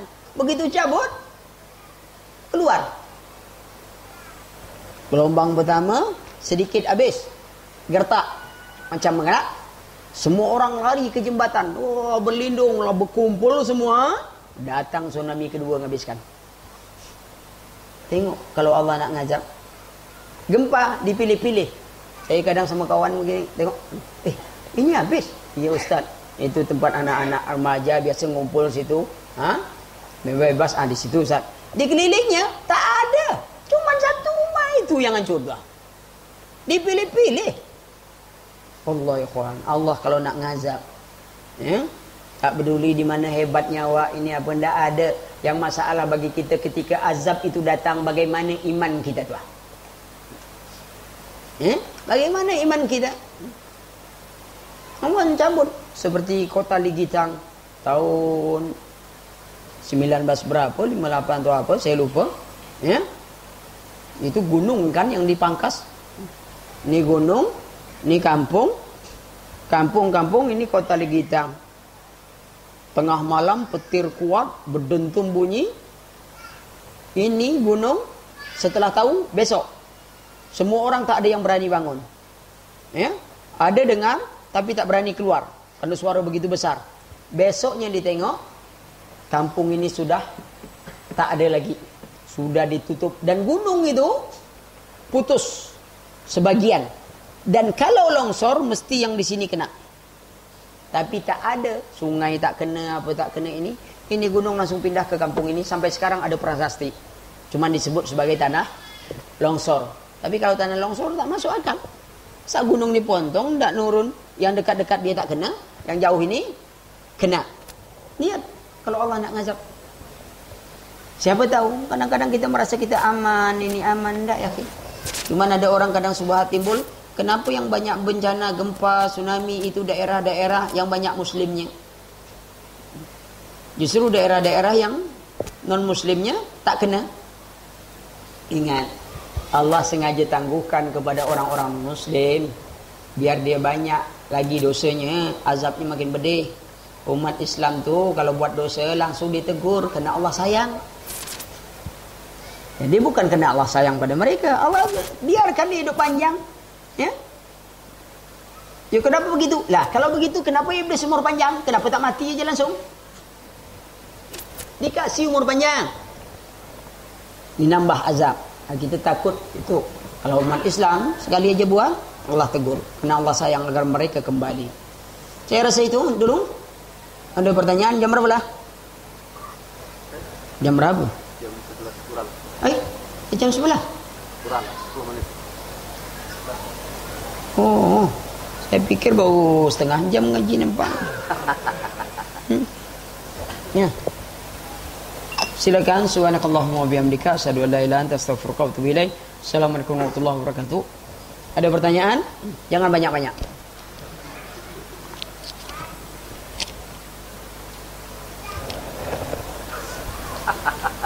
Nasib baik kacamata saya tembus pandang dong. Kalau tak tembus tak nampak. Ini kacamata tembus pandang. Kalau tak tembus macam apa nak baca? Tertutup gitu kan? Hebat kacamata saya ni. Orang bilang kacamata Ustaz Ali tu tembus pandang. Kalau tak tembus pandang nutup. Lagi tu apa nak dipandang? Ya, tu makanya kacamata ya.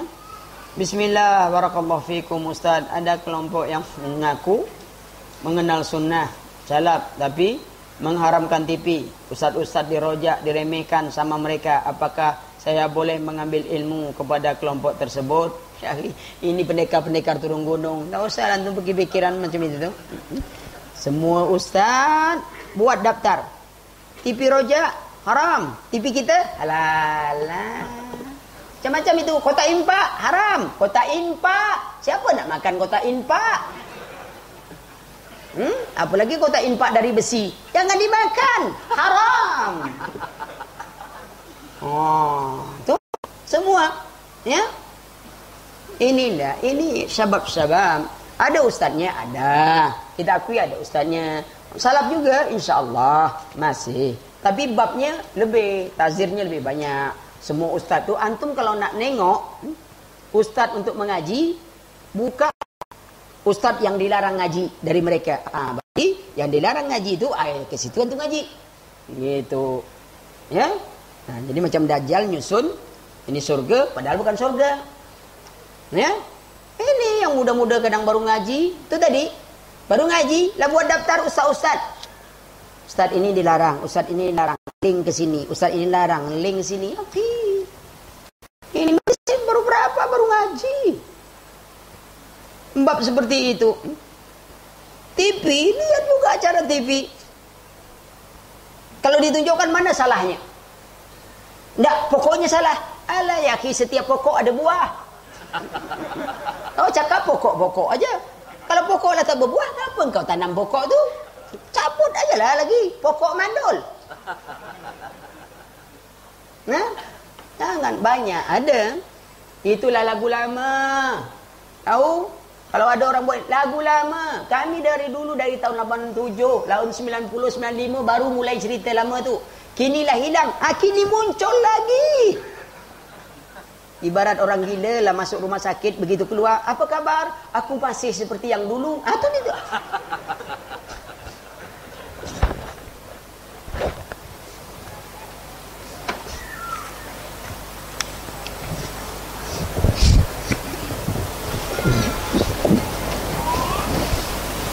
Tak perlu, ya. Dan di tahzir tu tak tanggung-tanggung, kadang ya. Ada apa? Ada sebagiannya yang kadang-kadang pergi, apa pasal sini? Dulu tak boleh TV, sekarang boleh. Ternyata hari inilah masuk TV. Dulu tak ada orang TV. Nah ini ternyata sekarang lah ada TV, halal TV. Tapi masih belum banyak ratingnya. Terpaksa ngaramkan TV lain dulu supaya rating ke situ. Ada apa urusan seperti ini? Ya. Ada lagi lebih dahsyat lagi, tak perlu ijazah. Loh, dia pegawai negeri, dia masuk pegawai negeri pakai ijazah atau tak? Bakar aja ijazah kau tu kalau tidak. Aneh-aneh, ya. Tapi sensasi biasa, biar terkenal. Ghuraba asing, asal dianggap orang asing, apa yang buat orang, awak tak buat. Ya, apa yang tak tahzir orang, awak tahzir. Tapi itu umumnya sabab. Mudah-mudah, biasa. Ya, nah itu ada. Banyak lagi ustaz yang belajar. Ya, ini antum bisa telepon, hello ustaz, tak lama lagi itu kena tahzir juga, percayalah antum. Ada bukan buat pula lagi. Kerjanya itu saja. Kadang-kadang ada yang bertanya baru ngaji, ustaz, apa itu sururi? Sururi semacam buah-buahan, berduri, apa ini? Tidak bab tauhid dulu dipakai ini ya. Itu ditanya dulu. Sururi macam buah-buahan, saya bilang. Oh bukan itu maksudnya Ustaz. Oh bukan itu. Dari mana awak dapat? Ada yang sana cerita Ustaz. Awak pergi ke situ, biasanya ular tu keluar dari sarangnya. Awak pergi ke situ. Paham tak dia bahasa istilah saya tu kan? Kalau dia paham tu ngerti dia tu.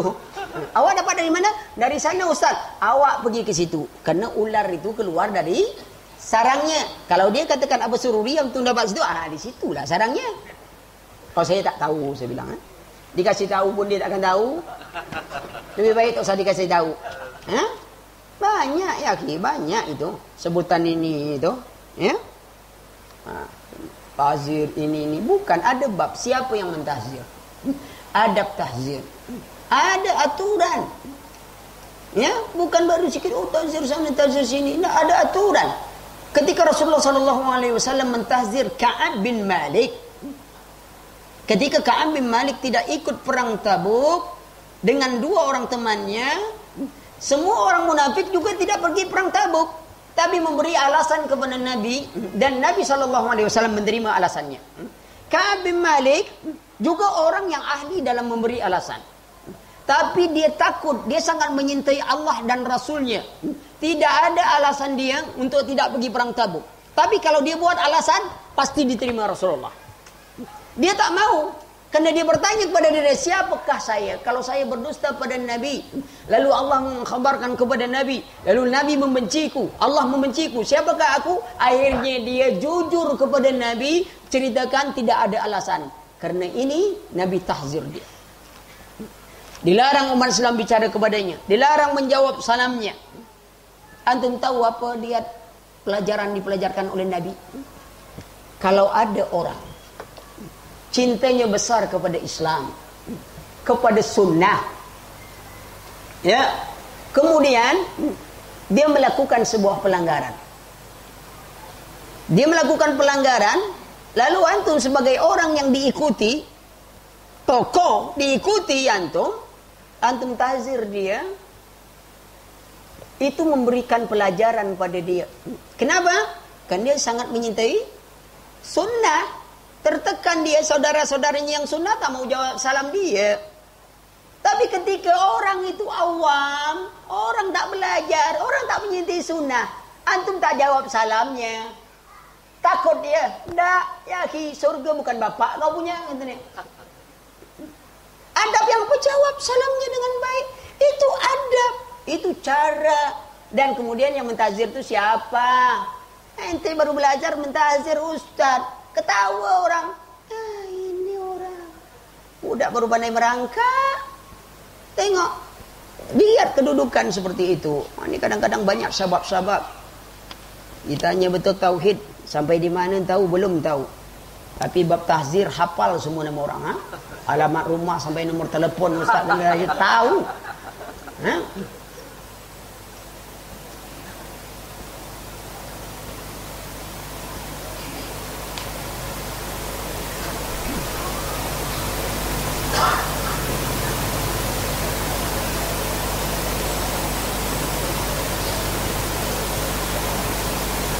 Wah, ini agak berat jawabannya. Ya, apabila seorang istri dicabut nyawa suami.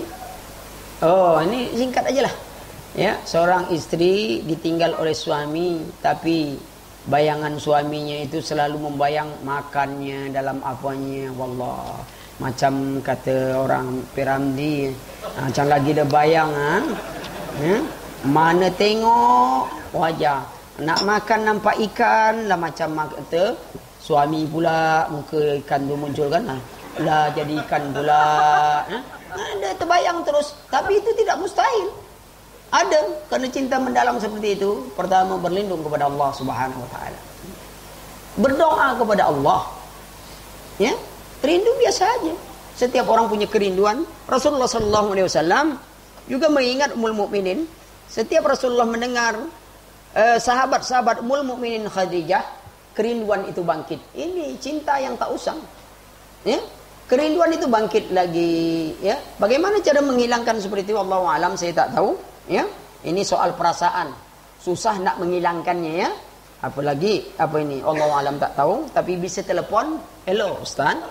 Ya, bisa tanya sama ustaz-ustaz yang di situ. Kalau ana belum betul-betul tak tahu. Ya. Kalau ingat gitu, coba banyak doa untuk suami itu.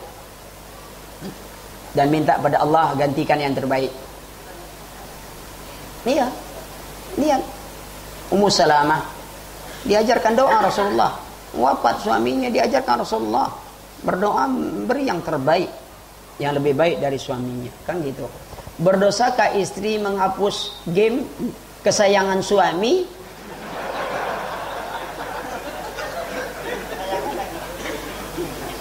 Tidaklah. Ketika sang istri menghapus game kesayangan suami, itu tanda istri sangat menyayangi suami.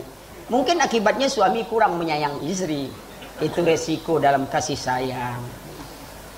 Suami karena game itu, Allah, beliau sangat murka pada anak. Beliau download lagi. Dulunya beliau sebelum main game tersebut ngajinya rajin, zikirnya juga. Nah, sekarang bukan Al-Quran juga, ini game. Ya, sebenarnya tak usah dihapus, di blok aja. Ada game tapi tak bisa jalan. Itu yang penting. Dibuat game kok tak bisa jalan kata dia. Itu yang penting. Ya. Kalau di komputer tu ada satu program. Ya. Kalau di komputer biasanya, kalau yang ini belum ada juga sebenarnya. Itu Blue Canon Protection. Kalau dimasukkan ke dalam komputer tu, antum diinstal, lalu diblok semua game-game itu tak bisa jalan. Antum pergi ke tempat game kan, lalu diam-diam masukkan program itu, install, lah install jalan, kasih kunci, sembunyikan, blok semua game, yakinlah beli komputer baru di besok. Terkunci semua, sampai Google pun tak bisa dibuka lagi. Ya, tapi nasihati, game sangat merusak, sengaja dibuat untuk merusak. Ya, coba perhatikan, ada beberapa game memang dibuat untuk merusak. Ya, di dalam buku Ana Saat Cinta Menjaga, Ana keluarkan beberapa game yang sangat merusak Islam, bahkan menghina Islam. Ya, begitulah cara setan melalaikan kita.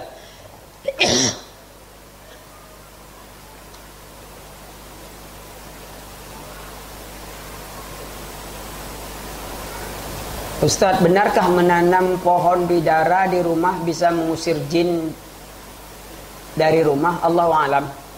Yang jelas salah satunya manfaat pohon bidara adalah mengusir jin. Masalah menanam saya belum tahu. Ya, saya belum dapatkan hadisnya menanam pohon itu agar jin hilang. Ya, tapi kalau baca surah Al-Baqarah, dia akan lari. Baca aja surah Al-Baqarah. Daripada nanam-nanam pohon agak payah, kan? Carinya pun payah. Ya. Ustaz, apa boleh kita beramal mengharapkan surga? Iya, surga di antara janji yang dijanjikan Allah kepada orang yang ia redoi. Fas'alullahul jannah wa na'udzubihi minan nar. Minta kepada Allah surga dan berlindung kepada Allah dari neraka. Minta. Kalau tak minta macam apa pula? Allah sudah sebutkan surga begini-begini, artinya kita boleh minta. Allah berikan gitu.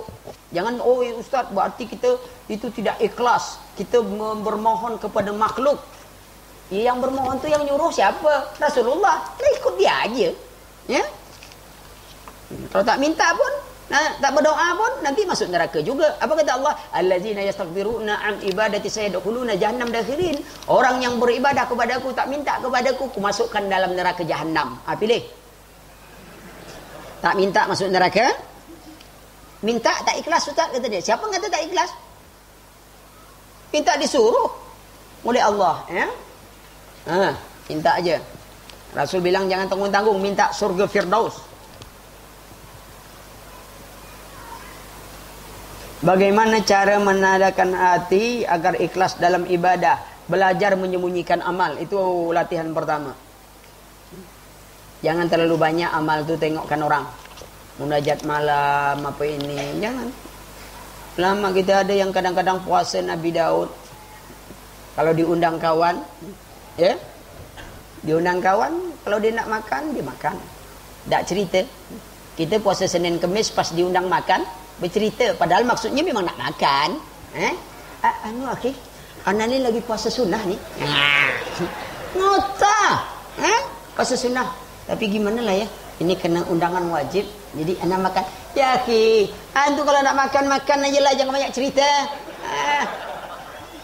Supaya tak banyak cerita kita, insya Allah pahala kita dapat. Kerana puasa sunnah makan. Tak perlu antum pamerkan ke orang antum puasa. Kalau antum tak mau makan, jangan antum begitu. Gitu. Oh ini undangan wajib antum datang. Makan. Gitu. Paling ditanya, kau puasa hari ini? Kalau makan tak puasa lah. Gitu. Lurus-lurus saja. Kadang-kadang kita nak pamer orang. Puasa ni kata dia, sunnahnya. Dia tengok, udah galah juga ni, sedang banget. Bahaya juga ni kalau lambat. Mayoritas umat Islam di Indonesia apabila berjabat tangan dengan mencium tangan orang yang lebih tua, apakah itu syarat syariat Islam dan apakah hukumnya? Dibolehkan anak-anak mencium tangan, tapi jangan sampai berlebih-lebihan. Ajar, karena itu adab ketimuran dan itu tidaklah sujud. Dia cium tangan biasa.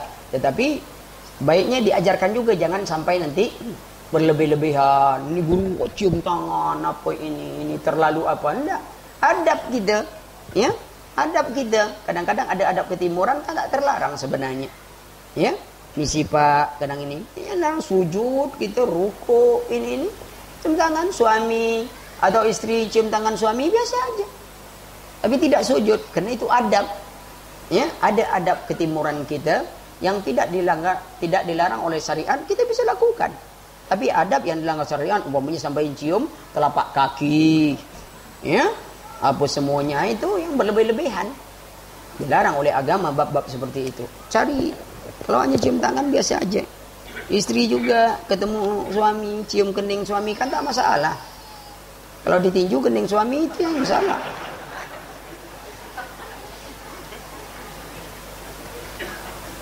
Ustadz, bagaimana dengan tontonan anak-anak sekarang yang bernuansa kesirikan, yang bernuansa Islami, tapi diiringi dengan musik? Banyak lagi. Jangan nonton itu. Bunyikan aja Quran, tontonan anak sudah. Apa nak diharap dari tontonan anak kini? Power Rangers. Itu ngajarkan anak kelahi, berkeroyok terus. Mana ada kelahi satu lawan satu. Berempat bertinju orang. Ngeroyok orang aja. Tak ada manfaat. Apa lagi nak kelahi? Nonton Shinchan, anak kita kurang ajar. Orang Shinchan aja kurang ajar. Nonton apa lagi? Doraemon, anak kita nak jadi dukun. Apa? Dukun modern. Goncang. Jawaban dapat. PR tak kerjakan. Nobita ketawa. Semua. Belum lagi si Marcel yang kecil tu. Anak betina yang kecil yang dipelihara beruang tu, awak bisa pikirkan beruang aja angkat tangan nak ngurus dia. Kalau sempat seorang ibu punya anak macam Semar saya tu, betapa peningnya hidupnya dia.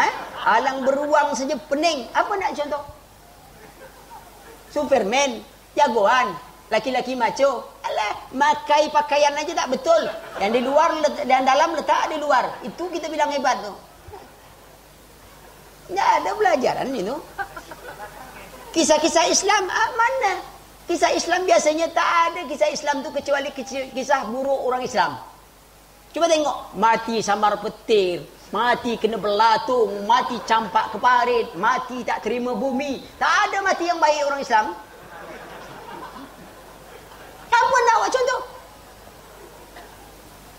Udah.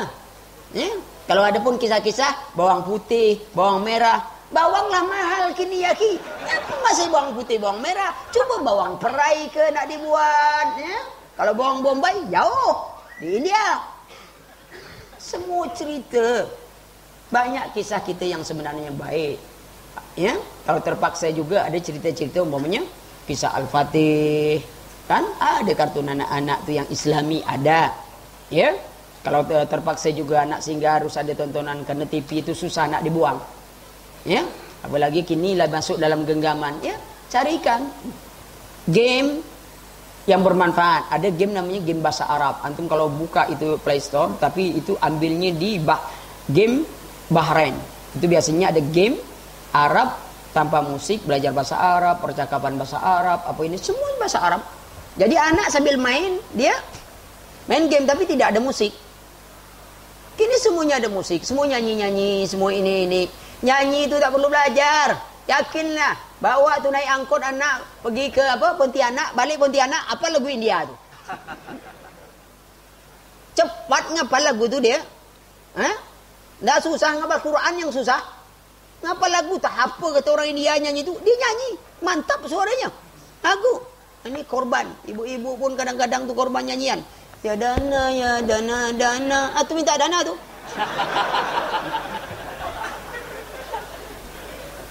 Kalau tak dapat lagu berubah. Bismillah tawakkalna billah. Tawakal aja lah. Dana belum masuk. Semua yakin nak pakai ni dah. Memangnya Imam Bukhari dulu belajar pakai Quran, pakai lagu dah. Ini itu. Enggak. Ya, nyanyian nanti ada bahasan lagi kalau musik sudah jelas. Ya, keharamannya. Tapi kalau nyanyian masih dibagi lagi. Apakah nyanyian itu membangkitkan semangat, ya, macam di waktu penggalian Khandaq kan ada bersair bentuk itu, ataukah nanti itu menceritakan aurat orang itu jelas haram, ya, atau orang tua berdendang untuk anaknya, ya, dilihat sairnya bagaimana. Itu masalah nyanyian. Tapi masalah musik enggak. Lagi masalah nyanyian dan musik jelas bercampur baur. Ya, nah itu. Ini yang guru-guru juga. Ya. Ustaz Ana dan keluarga baru keluar dari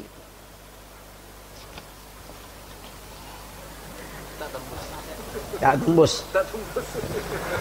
Ustaz Ana dan keluarga baru keluar dari jemaah tahzir. Tolong beri doa Ana nasihat untuk bersabar dan dengan boikot mereka yang seakan-akan Ana dianggap orang yang murtad. Ikhwan, antum kan cuma dianggap dia murtad. Kalau ternyata antum tak murtad, dialah yang murtad. Kan disebut Nabi. Kalau kalian mengatakan kafir kepada saudara kalian, ternyata dia tidak kafir, maka kalianlah yang kafir. Hati-hati. Kalau antum tak murtad, dialah yang murtad. Tenang aja, pengadilan di hadapan Allah.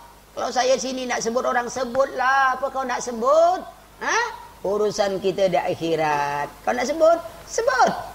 Di dunia tak masalah. Saya tak peduli apa nak cakap. Tapi di akhirat saya tuntut. Sebutlah apa nak sebut. Aman kita. Ya? Tenang kita. Tazir di tazir kita nak sebut. Saya ni macam-macam lah digelar. Anggap kaset rusak. Kalau kita layani dia, kita pun ikut rusak. Tenang aja lah. Sudah? Belum? Tambah lagi. Kurang? Tambah lagi. Lama-lama dia berhenti tu. Tak usah. Kita ni kitab Allah sunnah Nabi. Dia tazir kita banyak. Kawan kita masih banyak lagi. Tak ada persoalan. Dulu kita sama simpati ya ki. Inilah kena tazir semuanya. Ini. Tak apa-apa. Dia bilang ulama dulu bukan senang mentazir orang. Sebanyak-banyak itu ulama, tak berapa orang ulama yang menjadi ulama tahzir itu tidak banyak. Kalau hari ini budak baru lahir pun bisa mentazir orang. Baru lahir, wah, bid'ah.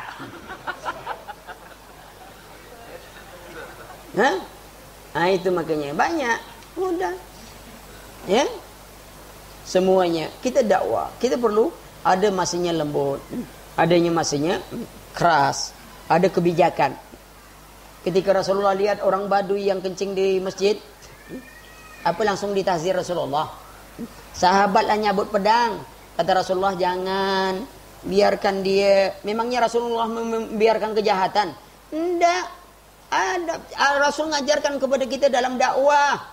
Tuh, lah selesai, siram. Apa maknanya dalam dakwah? Kalau ada kemungkaran, kalau kita cegah, dia akan menimbulkan kemungkaran yang lebih besar. Haram kita mencegahnya. Dia kencing mungkar tak tuh? Mungkar. Tapi kalau kita cegah, timbul kemungkaran lebih besar. Apa dia? Seharusnya dia kencing cuma satu sudut. Lantaran kita kejar, dia keliling masjid kencing. Habis semua masjid tu kena kencing. Lah tu mudarat pada dirinya juga. Tengok bijaknya Rasulullah. Kita dakwah lihat begitu. Ini kalau ini akan lebih besar. Tunggu dulu. Itu adab ya akhi. Kalau Rasulullah 23 tahun. Kita ni dakwah perlu 230 tahun. Hebat betul kita daripada Nabi. Nabi 23 tahun saja. Masih banyak yang mencaci makinya. Kita 2-3 tahun seluruh orang Sambas ni harus ikut kita. Antum berpikir dulu. Baik-baik. Nabi saja. Sabar. Walaupun antum nama Sabaruddin. Sabar juga antum. Harus sabar dalam dakwah. Tahzir tu udah lama.